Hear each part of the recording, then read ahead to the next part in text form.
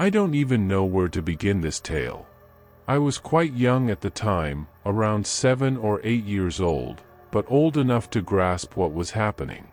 I lived in a decent neighborhood, but my family was in the process of moving. There was a mix of families with children and retired elderly people living on my street. There was a babysitter in the neighborhood who took care of my younger sister when she was too young for school. She also looked after me on various occasions. She was always somewhat brusque, a chubby lady with 2 annoying kids and a very odd husband. Many children were under her care, so my parents trusted her to look after us.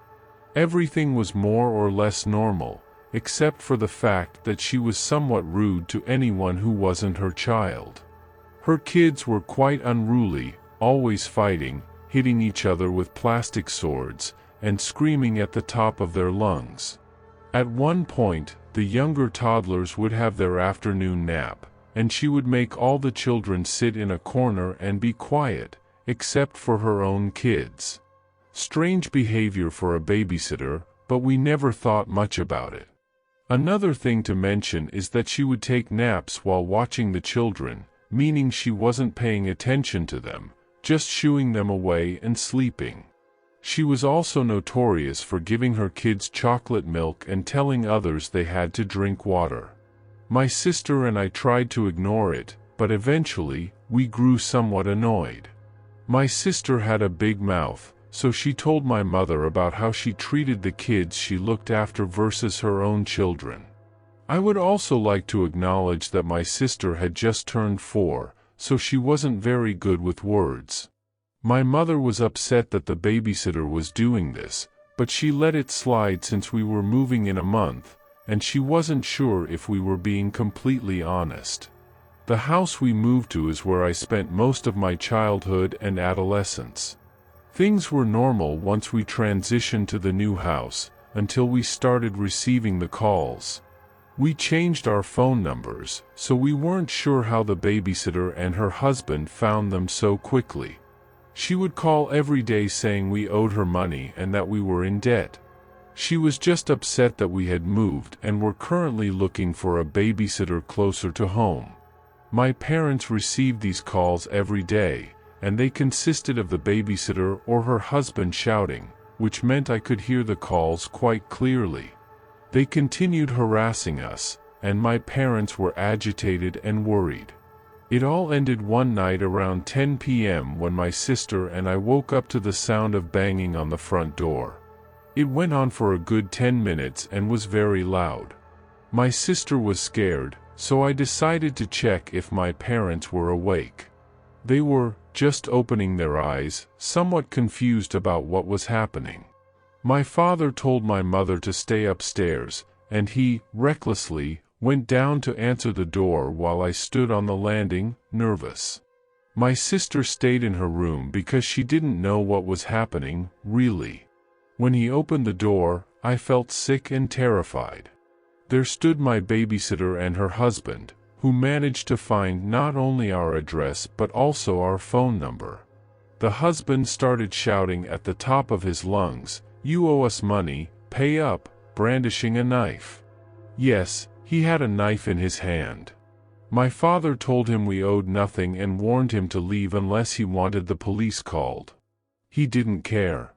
My father went to close the door, but he stuck his foot in it, trying to force his way in. My babysitter was also shouting, but I couldn't hear what she was saying. We had a phone upstairs, so my mother calmly called the police while my father struggled to shut the door. Once shut, the banging and shouting continued. They didn't want to leave our property. I was terrified, so I started crying. My sister saw me crying and started too. Long story short, about an hour later, they left, and the police arrived, having just missed them. My parents knew their information, based on the fact that they looked after us, so it wasn't hard to trace them, and they were arrested. I always wondered if their kids were home alone or at a sleepover, especially at such a late hour. Regardless, they were released a few days later but were not allowed near our house. I'm not sure if the woman still works as a babysitter, but if she does, I feel sorry for the children. We never really knew what their intentions were that night. My father saw the knife and knew they were up to no good. When I was in high school, I occasionally babysat for a family I had known since I was very young. They were amazing, super laid back, and it was the easiest babysitting job in the world because the kids were usually in bed before I arrived and always slept soundly. It had been about a year since the last time I had watched them, and in the meantime, they had had a baby who was now about 6 months old. So, on this occasion, there were 3 children downstairs and a baby sleeping upstairs. First off, I must mention how incredible their house was. It wasn't the flashiest, but it was huge, and although it was on a suburban street, it was positioned on a hill, so from the master bedroom upstairs, you could see the entire city. They had tons of CDs, which at the time was really exciting to me.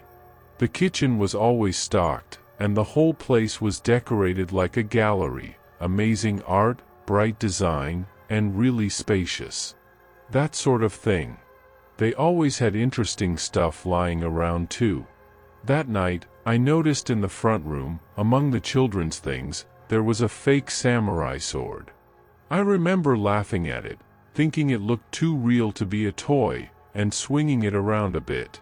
I wasn't surprised, they were interesting people, and I was always finding things I liked. The layout of the house was cool too.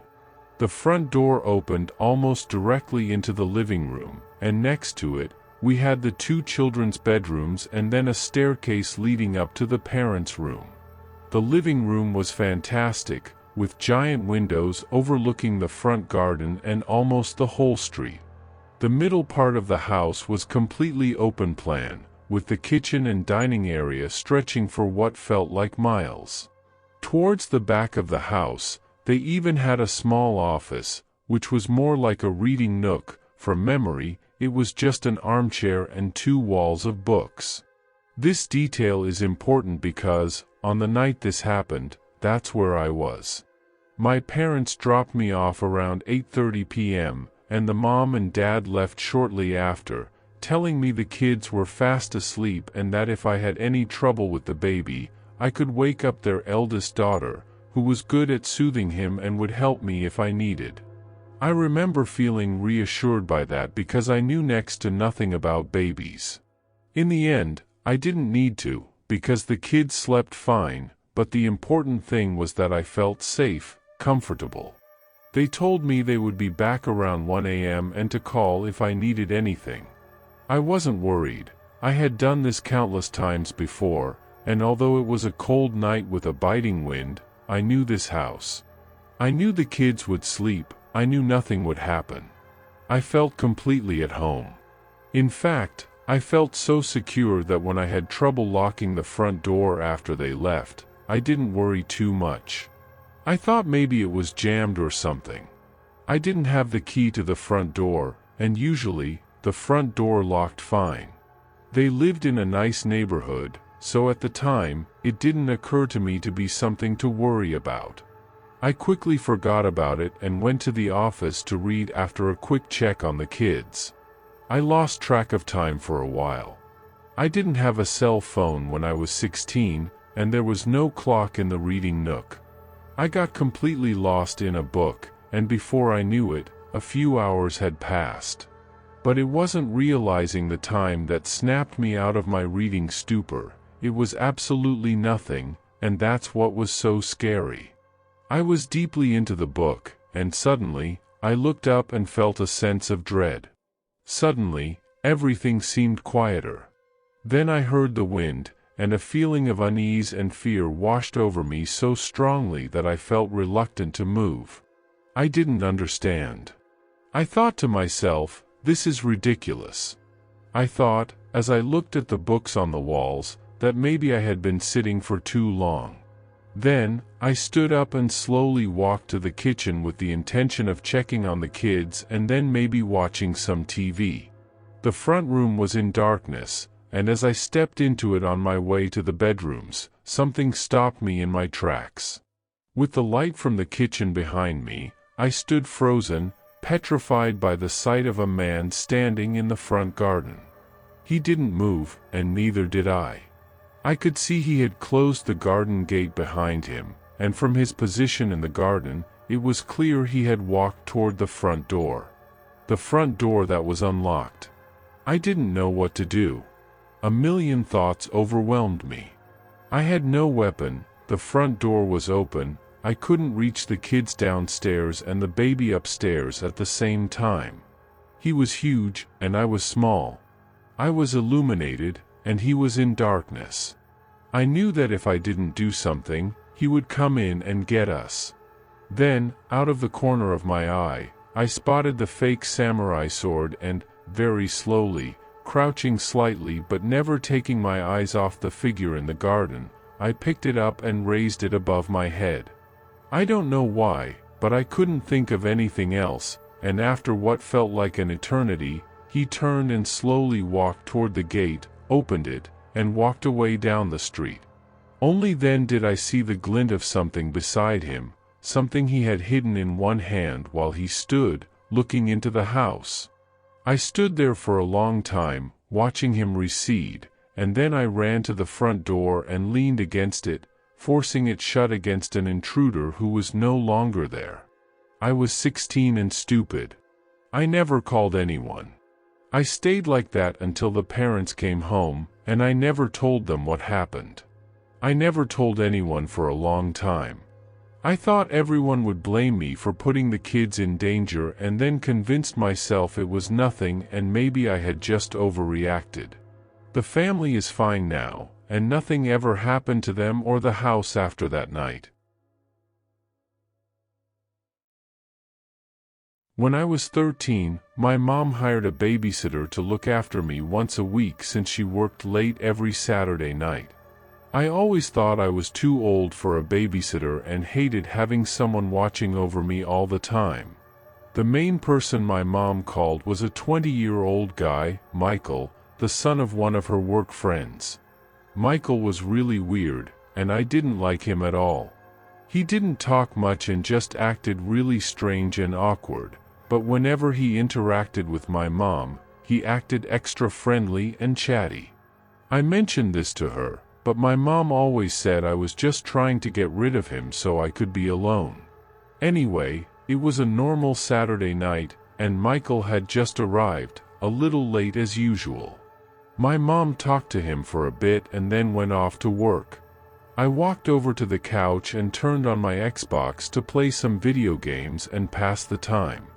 I usually went to bed at 10 p.m., so I would have to spend 4 or 5 hours with Michael.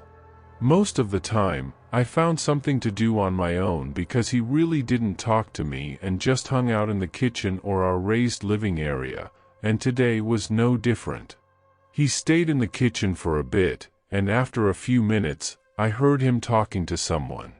I tried to listen as best I could, but I couldn't make out what he was saying. The kitchen was just behind the living room where I was, but he was speaking very softly. He continued for a few minutes, and then the conversation stopped, followed by him coming into the living room and standing by the couch. I looked at him and saw he was holding his phone. Michael said someone would be coming over here for just a second, and I shouldn't worry. I didn't really know how to respond other than just saying okay. It was pretty weird, though, and I knew it definitely wasn't something a babysitter should be doing, but I also knew there wasn't much I could do about it. The next 20 minutes were really strange as he didn't put his phone down or anything, just sat there on the couch with me, looking around and not saying anything. He rarely stayed in the same room as me, so this was pretty out of the ordinary. Our living room was right near the front door, so I guess he was just waiting for the person to arrive.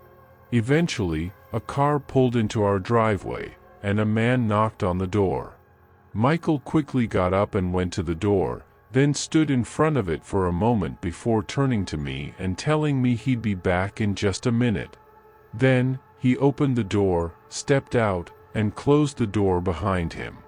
The whole situation left me curious about what was going on with him. The window blinds were open enough for me to see their shadows moving in the driveway. I could tell the man handed Michael a large bag and then got back into his car and drove off. A few seconds later, I heard the trash can lid outside being slammed shut, followed by Michael coming back inside through the front door. The whole interaction seemed strange, and I couldn't help but wonder what they were discussing, why he left, and what was in the bag.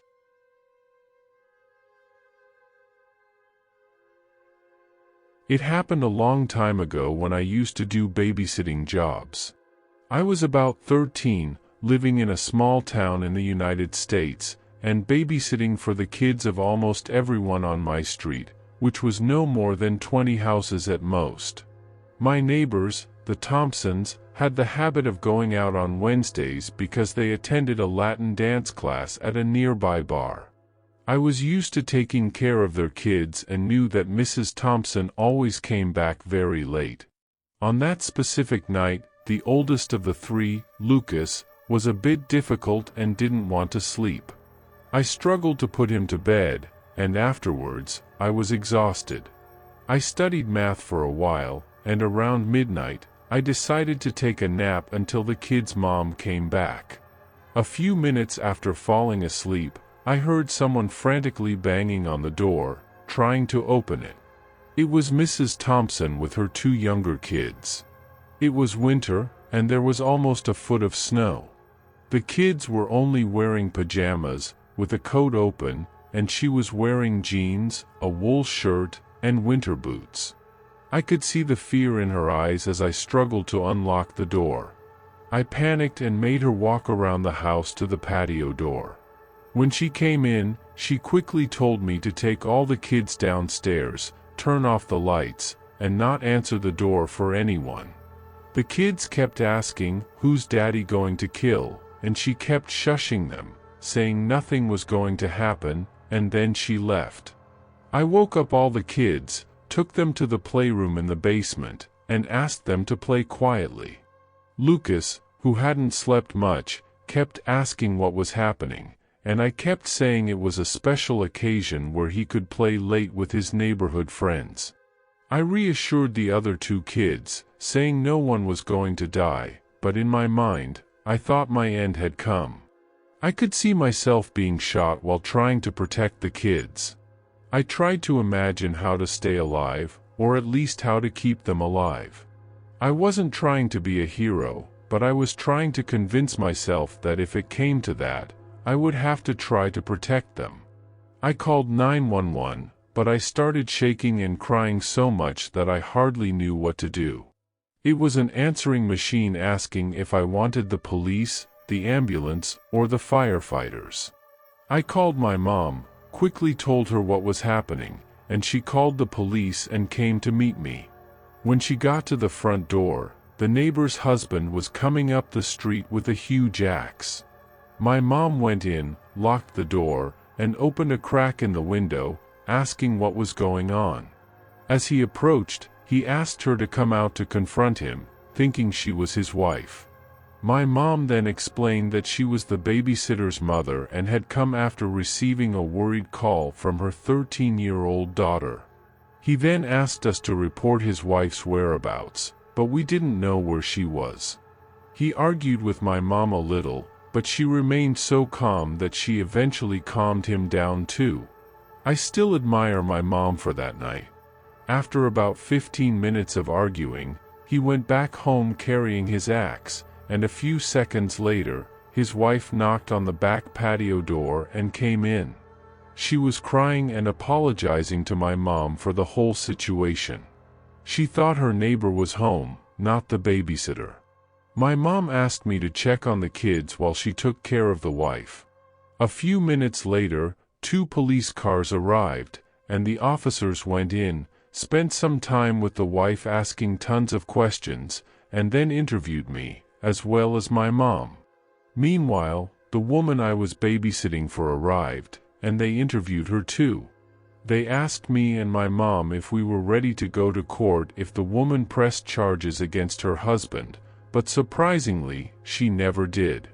It turns out she had just told her firefighter husband that she was sleeping with her boss to get a raise, as they were going through financial difficulties. He grabbed his firefighter's axe and said he was going to kill the man, but she wanted to stop him, so she brought the kids and left. I was always scared of him after that, and whenever I saw his kids, I checked for any signs of violence, but they moved away about 6 months later. During my college years, I worked as a babysitter to earn some extra cash without needing a fixed work schedule. Most of the time, I looked after a 4-year-old boy from a family, a few times a week, as the parents often had work dinners. The boy was calm, which I appreciated, as he was easy to take care of. He didn't do much besides watching TV and playing with his toys, and he seemed to like me. This was the 6th time I was looking after him. I arrived at the house shortly before his parents left, and they explained that they would be back home around 11 p.m., and I needed to make sure he was in bed by 9 p.m. The first few hours went by as usual. I watched TV with him and made a small frozen pizza.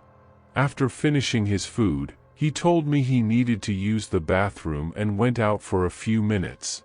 When he came back, he asked about the dragging noises coming from the basement. I was confused and immediately turned off the TV.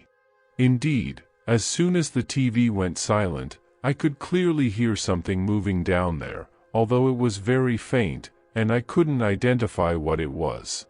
Seeing that the boy was clearly scared, I reassured him that everything was okay and that it was probably just a small animal that had gotten in.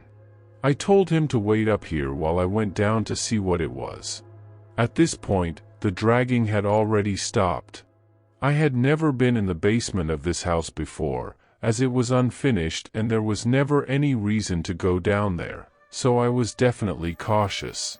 I opened the door and turned on the light by the stairs.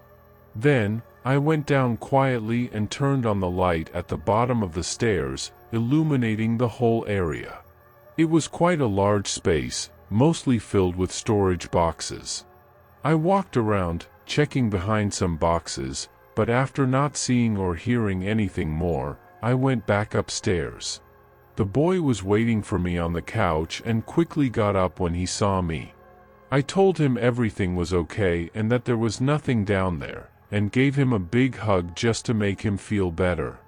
After a few minutes, we had completely forgotten about the incident, and a few hours later, it was getting close to 9 p.m., and I started getting him ready for bed. We went up to his room, and I made sure he was settled, then said goodnight and went back downstairs. I sat on the couch for probably 30 to 40 minutes just browsing on my phone before I heard dragging from the basement again, but this time it was much louder. My heart stopped for a second as I listened. Then, I heard the bedroom door upstairs open, and the boy called my name.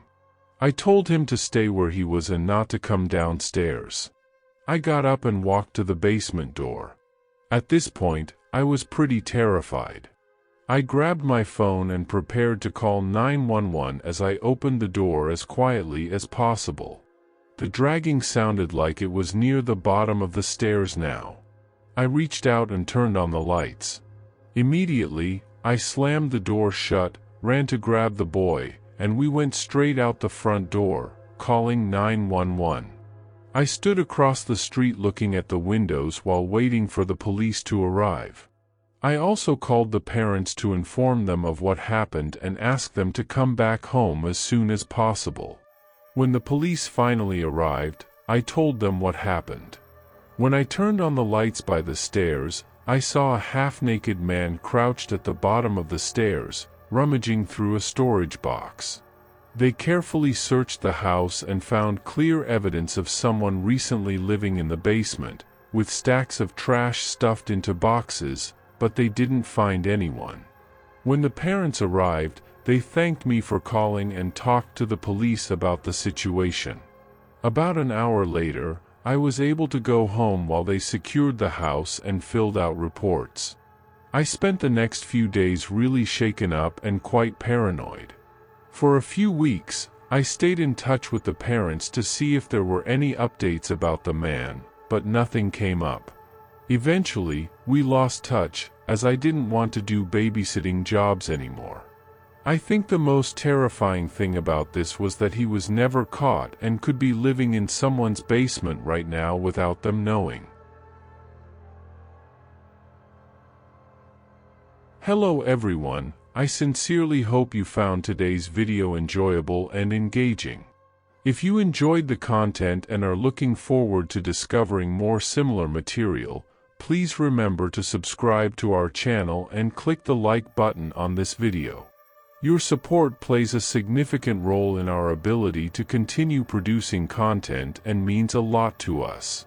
I'm also looking forward to hearing your feedback on the video, so please don't hesitate to leave your comments in the section below.